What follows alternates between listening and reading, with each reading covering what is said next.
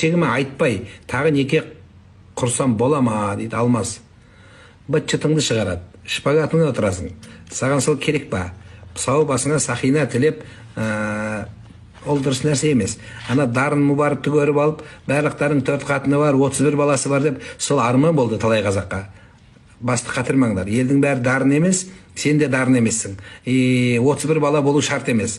Оның бәрін бағу керек, асырау керек. Ертең 31 бала 30 жақтан тартқанда 7 балаң нан сұрайды, әзірейіл жан сұрайды деп быт-шытың шығады. Сондықтан еліктейтін нәрсеге еліктеңіздер өзі.